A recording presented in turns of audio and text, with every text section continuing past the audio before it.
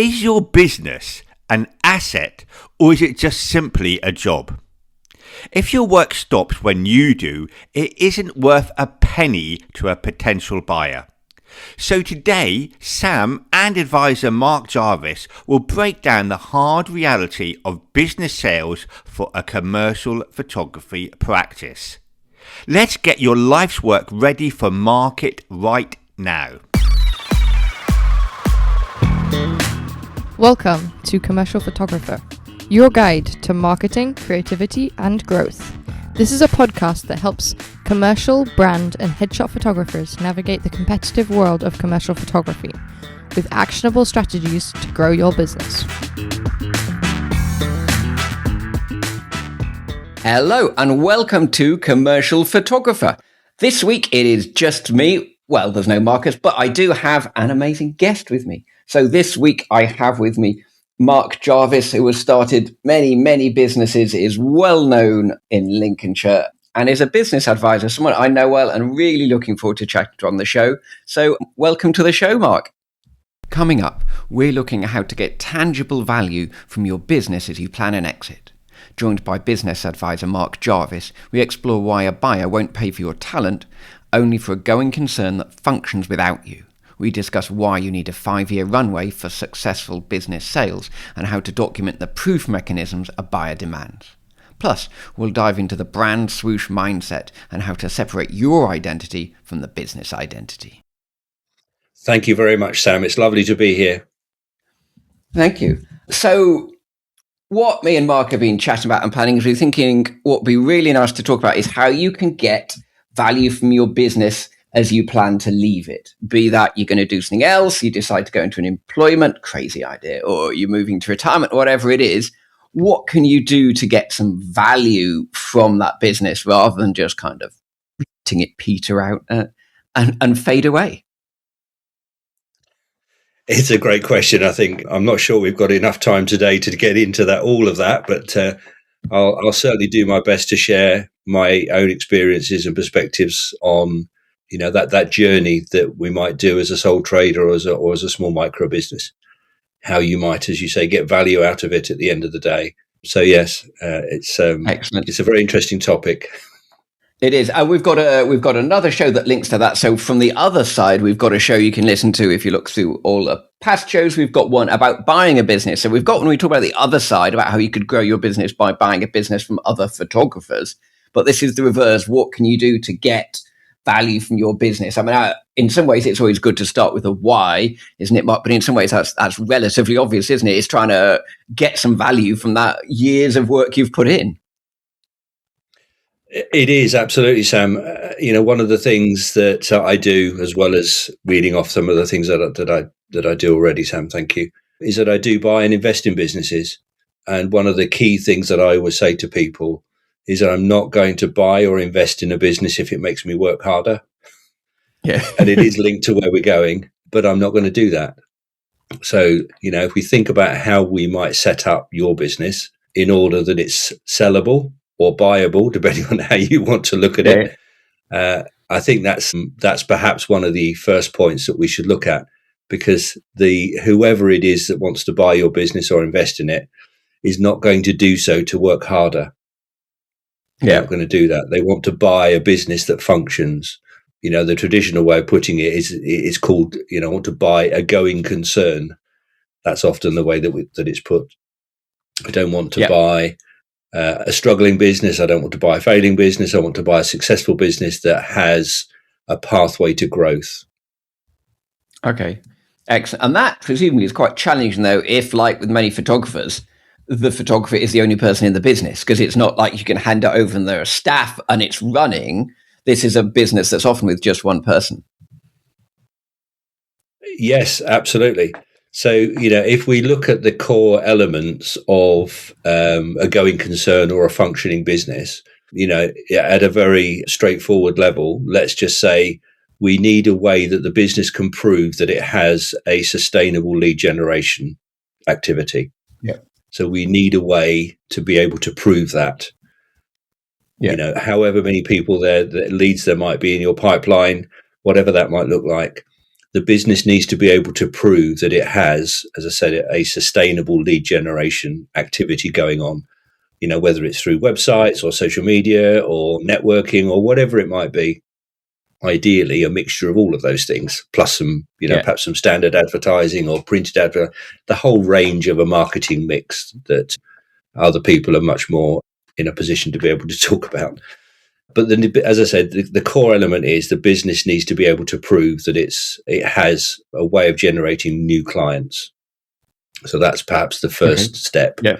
Okay. And when we think about the elements that we're going to buy, that is one of the things that, as a buyer or as somebody who's going to sell the business, needs to have in place. Yeah. Yeah. A business that's slowly dying off because there's no one new coming in does not have the same value, does it?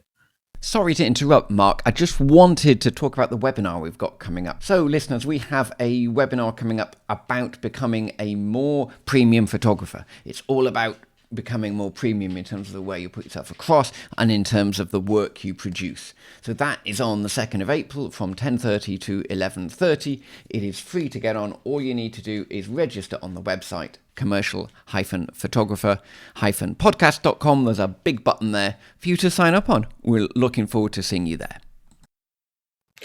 No, and the challenge in that, Sam, as I'm sure we all know as a sole trader or micro businesses, and I call these the entrepreneur seesaws. And the first one is we have to go out and get business. And then we spend a lot of our time and energy getting business. So we then have to go and do the business. So we have to go and deliver the contracts or deliver the work that we've done. And then once we've delivered the work we've done, we realize, oh my goodness, my pipeline's a little bit thin. So I need to go out and get some more business. So it becomes a bit of a seesaw between I need to get out and get business, and then I need to deliver the business. And now I'm so busy I can't generate business, and round and round and round. Yeah. So finding a way to smooth that seesaw some way. You're never going to get away from it completely because it's the nature of a sole trader. But how can we generate some automated system for generating leads through marketing activity, as described already?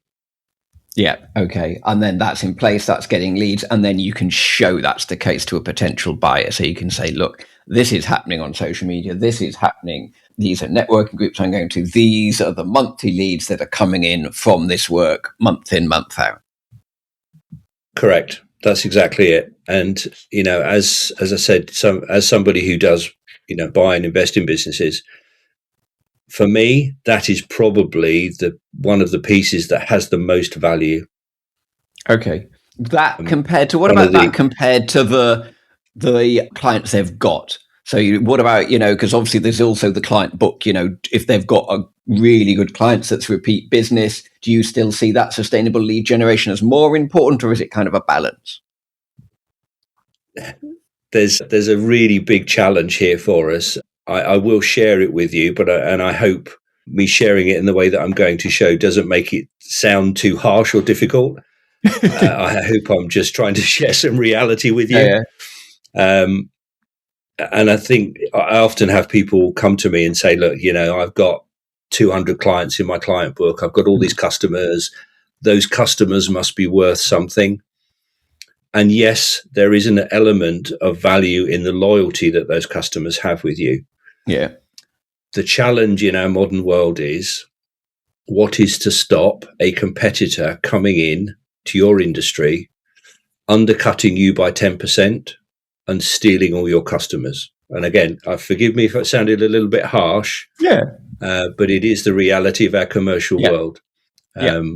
So how can our whole customer base have a significant value when a competitor or somebody else could enter the industry tomorrow, undercut you by 10% and steal your customer? Not the loyal ones. As I say, there's a value in the loyalty element, but that's not a high percentage of the whole book, if you like.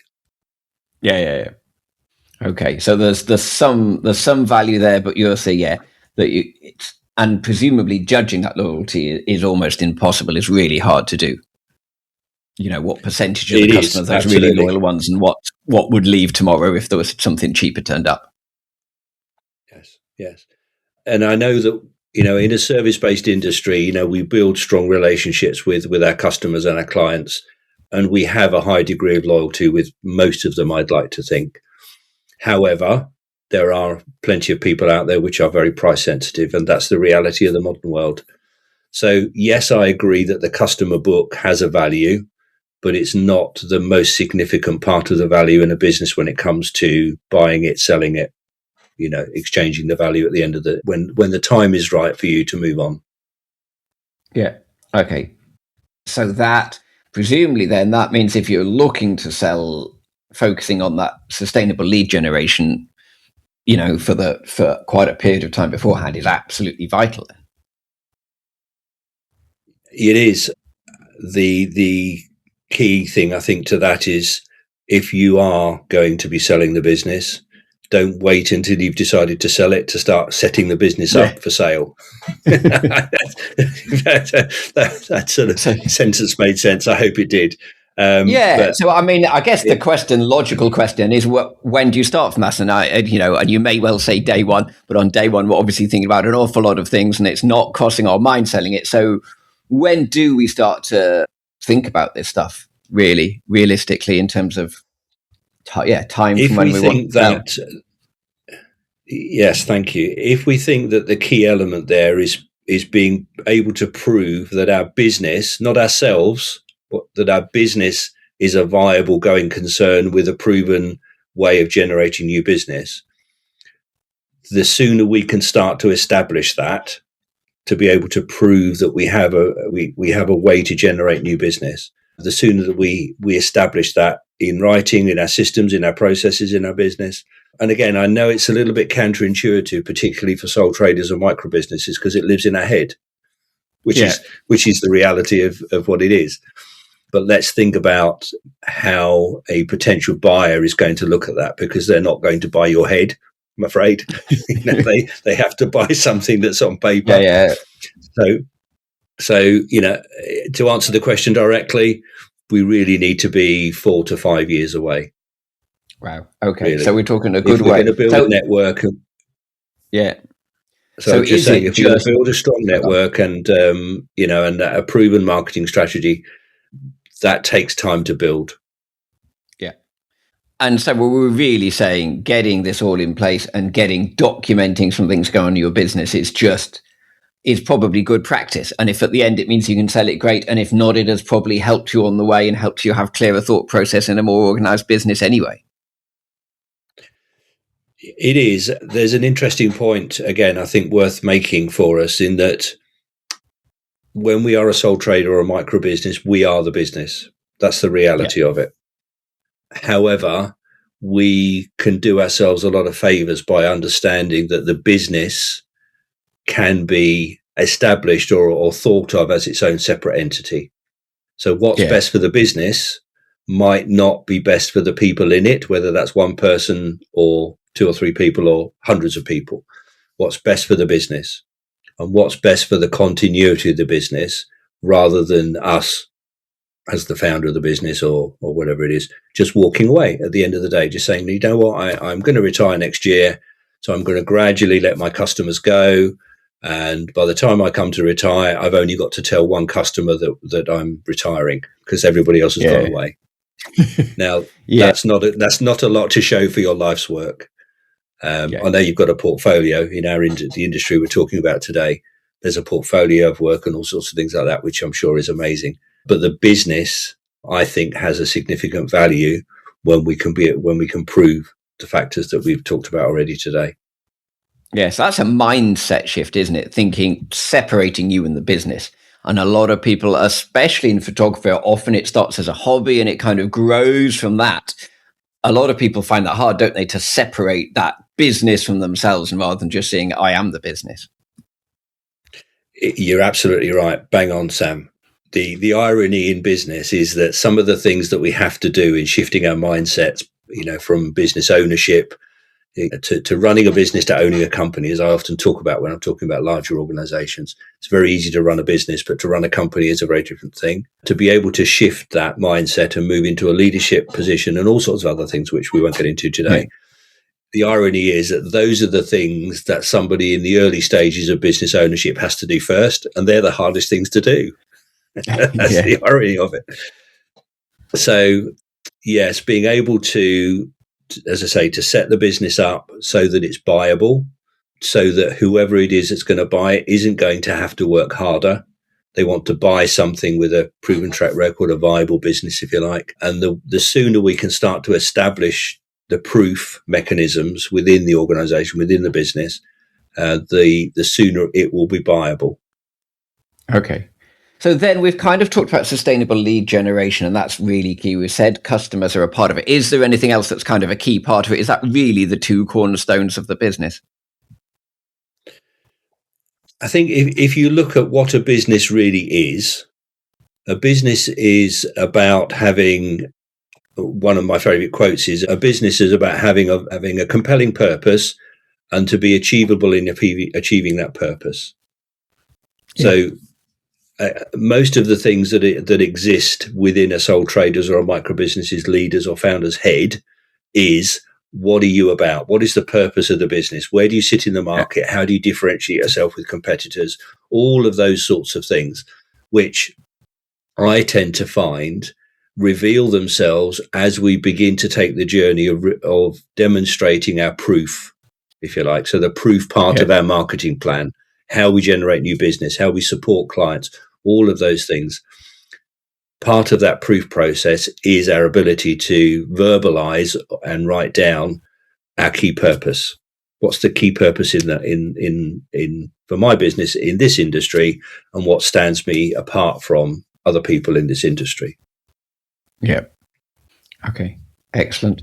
So then we've got a kind of business there. We've kind of got it organized. If we're kind of then at the stage where we think, well, maybe it is time to sell it, for whatever reason. I mean, there's a few things to think about there. And the first one is valuation. That's really hard. How do you even start with that? How do you value a business? Bearing in mind, we don't have 10 hours. No. There's a factoring equation. I couldn't think of the word there, Sam. Sorry about that. There's a factoring equation, actually, and you can Google it or go on AI, go on ChatGPT or something like that. There's a factoring equation which says basically two times your revenue divided by X percentage or whatever it is. There's a little mathematical formula. The reason I'm not being specific is it varies by industry. Okay. So that formula varies by industry, which is why I can't give you the definitive one for photographers. Okay. So go on ChatGPT, get yourself on Google or something like that. Just Google it. What's the factoring formula in the photography industry for selling a business? Just Google that. And it's based on turnover, and then there's some sort of factoring. Is that basically to do with the general longevity of clients in that industry? So it's kind of a smaller. So if they turn over quickly, you multiply it by a much smaller number. If they're quite loyal, it's a bigger number. Yeah, correct. That's it. And longevity of the business, how long has the business been trading, et cetera, et cetera. So, as I say, to answer the question, there is a formula for it. Just go and Google it for the photography industry. That's nice and simple. Pretty straightforward to do. And thinking about what it is that. So, if you were to put yourself, our listeners were to put themselves in the position of buying a fellow photographer's business, what would they be looking for? What would you actually be looking for? So you'd look for a comprehensive CRM system, probably. You'd look for the things we've already talked about before. I'm not going to repeat that. And you'd look for something which has a strong brand, a strong presence in the marketplace. It's visually appealing, all of those sorts of things. That's what you would look for if you were thinking about buying a colleague's or a competitor's business. So if that's what you would look for, surely that's what we need to do. That makes sense. So reverse it. I guess that's a good way to try and put yourself in the other person's shoes, isn't it? And think, what would I be looking for at this stage? Yeah. As I say, what questions would you ask of the business owner who's selling to say, okay, well, these are the things I need to know. If I was considering buying your customer base, if you like, what would I ask? And then what's your thoughts on kind of, if you're selling the business, how much information do you give away in terms of, because obviously, you normally keep some of the financials for your business pretty close, the client list pretty close. How much do you give away, or do you think maybe getting a non-disclosure agreement in place is a good idea? What's your kind of thoughts on that? My advice would always be, and I appreciate we're talking about sole traders and micro businesses at this stage, and I appreciate that. But what I would always encourage people to do would be to seek proper legal advice and get these things done properly with a formal contract. Even if it's your friend, your buddy down the road who's a photographer and he's going to buy your photography business because you're retiring or whatever it is. Even if you're going to do the buddy thing, I really would strongly encourage people. I can't say recommend because this is not advice. But I would certainly encourage people to seek legal advice and get a proper contract drawn up. So to answer your question, there are stages in the disclosure process.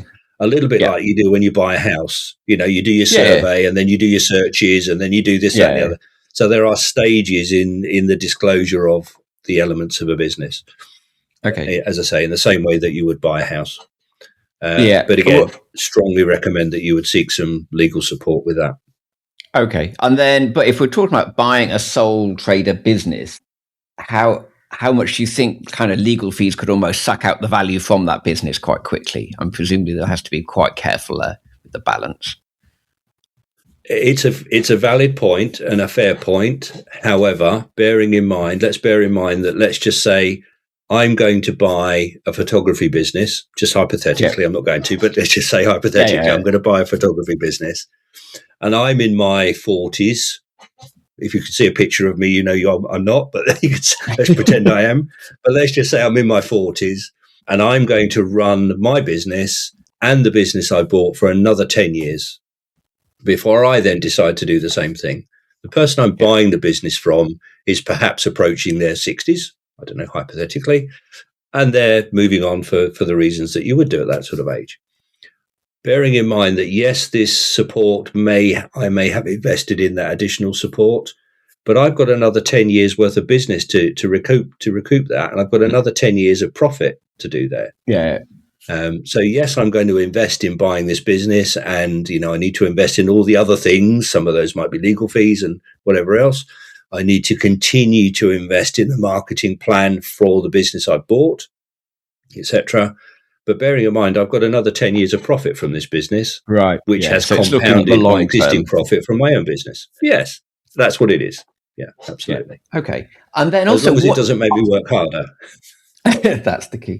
And then what are we actually buying? So, some people have a limited business, and that's obviously a thing in itself. But obviously, if it's a sole trader, that's a bit different. So what are we at, or are we just buying a client list and the systems and not buying the business organization itself, legal entity itself? What are we actually buying normally, or does it vary?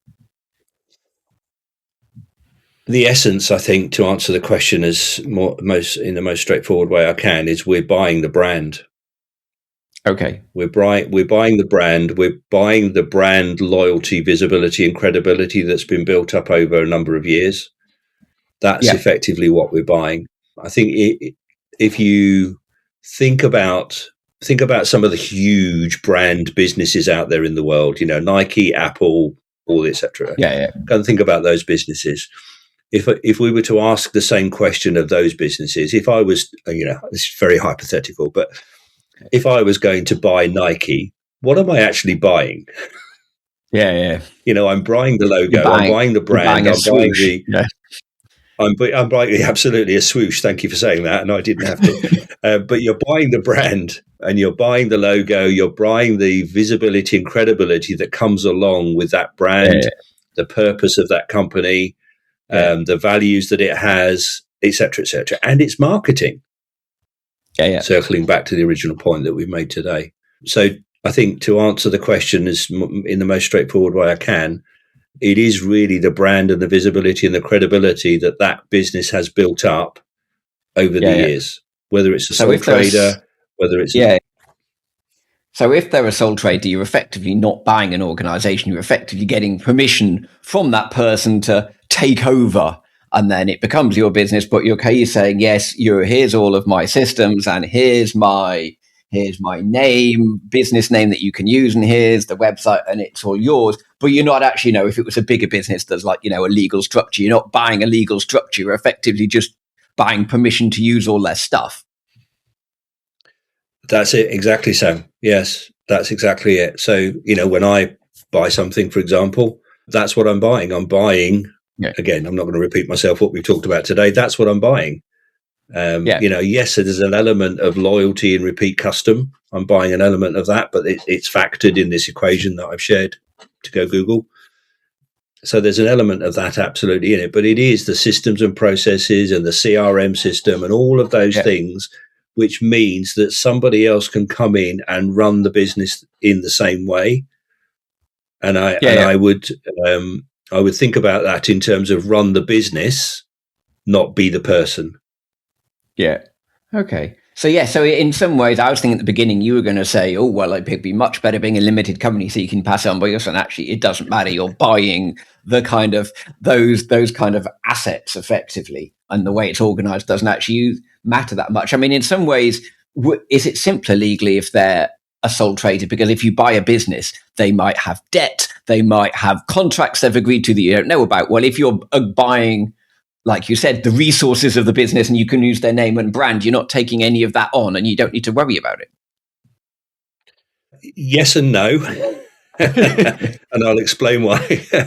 So, yes, on the surface, you could easily say that a sole trader buying that business, again, really recommend that you seek proper advice to do that and support. Yes, as a sole trader, it's pretty straightforward because you've got a contract which is signed by both parties, whether as sole traders. What you will also tend to do is you'll have to underwrite it personally if you're the seller, right? Because you have to guarantee the fees and whatever else. But on the flip side of that, if you were a limited company, you've also got the protection of a limited company. Yeah. So although directors are liable under limited companies, if you sell the limited company is liable, not the people. So there's pros and cons to both sides of it. And again, that's not advice. That's just an opinion. But there's pros and cons to both sides. That's hope answers that question. Okay. No, that's perfect.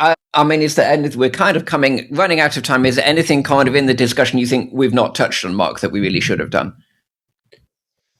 Perhaps I don't think there's anything particularly missing. I think it is worth just remembering some of the key points that we've highlighted today in the conversation that we've had. Let's perhaps ask the question, if I was to buy a colleague's business that was like mine, what would I need to know? And again, let's use our friendly AI and ask it to suggest some questions. It's great for that sort of thing, great for research. So let's go out there and think about what questions you would ask if it was you.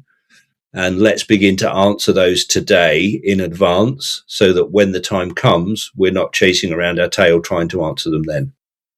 Okay, perfect. Amazing. Thank you, Mark. Yeah, an awful lot to think about there. And it sounds like, the basic advice is a lot of us don't know if we're going to be selling in 5 years, haven't really thought about that. So in some ways, the starting to get things systemized and organized and written down could benefit us either way. So why not just get on with it? Yes, correct. Unless you want to walk away. If you want to walk away, then that's fine. And some people do. All I'm proposing is your life's work is worth more than that.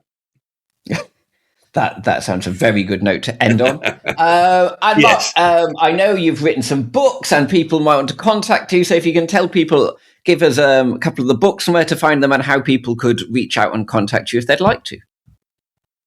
That's very kind of you, Sam. Thank you very much. Yes, you can find me on LinkedIn. Just do a LinkedIn search for Mark Jarvis. You'll find me there. You'll find the banner there with a couple of my books on it. The first book is The Very Best Business Handbook You'll Ever Own, which is a compendium of my thoughts over the last 3 or 4 years or more, I think. And the most recent one is called the 63-Point Business Blueprint, which is a business planning tool, all in one book, rather than lots of different books. So those are both out as well. You can find me on my website, mark-jarvis.co.uk, and you can contact me there if I can be of any service to anybody.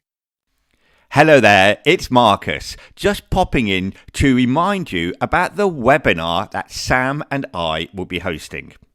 It's on April the 2nd at 10:30 in the morning and will last for an hour.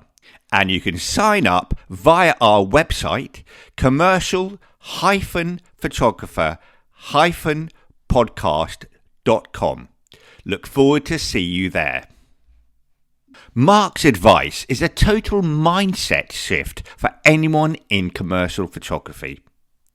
Here are the 3 rapid-fire takeaways for a successful exit strategy. Systemized lead generation. The most valuable asset you can sell is a proven, documented flow of leads that doesn't rely on your personal presence. Selling the swoosh. You aren't just selling a client book, you are selling the visibility, credibility and brand loyalty built over years. And finally, proof on paper. Successful business sales require documentation. So start recording your CRM and marketing processes today so you have a viable asset to sell tomorrow. Thanks for listening to this week's episode. Perfect. If you want to make sure thank you so much for your time today, Mark. It's been an amazing conversation. Thanks so much for being with us. Commercial-podcast.com. Thank you very much, Sam, and thank you for your lovely questions. We'll be back next week with more practical advice to help you grow your business. See you next time.